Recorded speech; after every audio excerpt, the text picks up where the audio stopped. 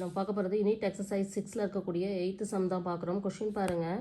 2 ships are sailing in the sea. ரெண்டு ship வந்து சீல போய்கிட்டு இருக்கு. Either side of lighthouse. ஒரு லைட் ஹவுஸ் இருக்குது.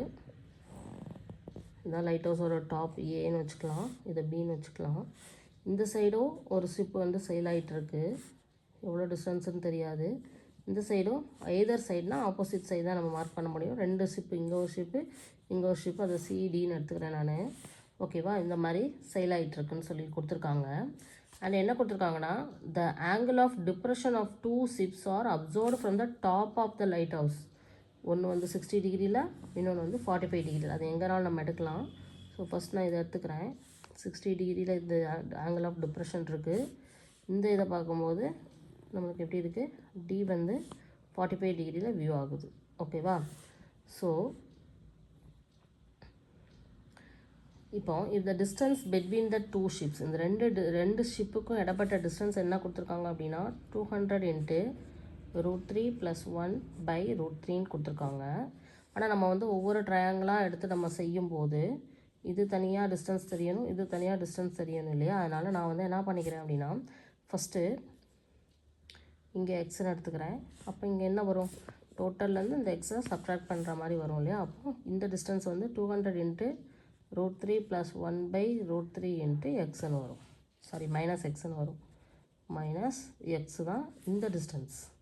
இந்த டிஸ்டன்ஸ் எக்ஸு, இது டோட்டல் டிஸ்டன்ஸ். ஸோ டோட்டல் டிஸ்டன்ஸ்லேருந்து இந்த எக்ஸை சப்ட்ராக்ட் பண்ணால் இந்த டிஸ்டன்ஸ் நம்ம எழுதியிருக்கோம். ஓகேவா?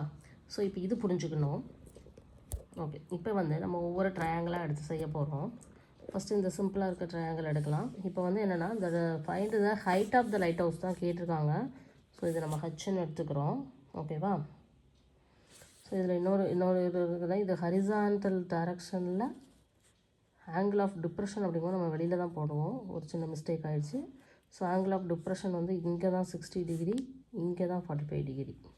ஸோ ஒரு லைன் வந்து என்ன பண்ணோம், ஆப்போசிட் டைரெக்ஷனில் ஈக்குவல் ஆங்கிள் கொடுக்கும். அதனால் இப்போ இங்கே 60 டிகிரி, இது 45 டிகிரி. இப்போ ஃபஸ்ட்டு ட்ரையாங்கிள் எடுக்கலாம்.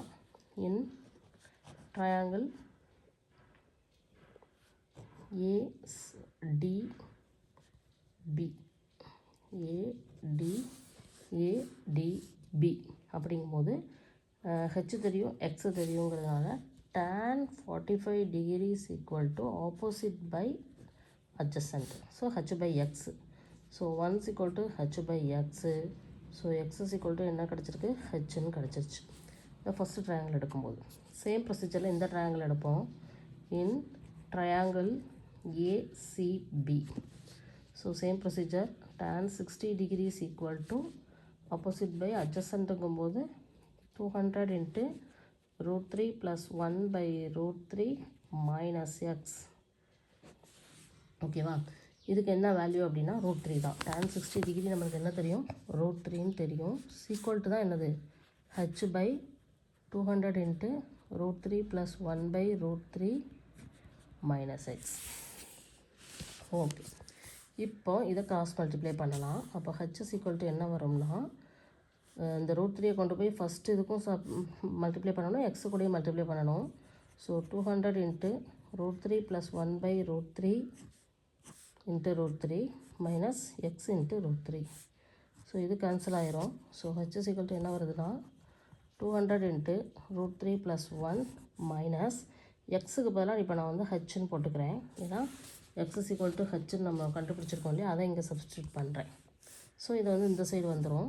அப்போது h + √3h = 200 × √3 + 1. இல்லை நம்ம ஹச்சை வெளியில் எடுத்துட்டோம்னா √3 + 1 வரும். இங்கே 200 × √3 + 1 இருக்குது. இது எதுவும் சேமாக இருக்கிறனால கேன்சல் ஆயிரும். ஸோ h = 200 மீட்டர்னு கிடச்சிரும். ஸோ நம்ம height of the lighthouse கிடச்சிருச்சு. இதுதான் அந்த ஆன்சர். ரொம்ப ஈஸியாக கண்டுபிடிச்சிருச்சு. ரெண்டு ட்ரையாங்கிள் ஃபார்ம் பண்ணோம், tan எடுத்தோம், கிடச்சிருச்சு. ஓகேவா? Okay, thank you.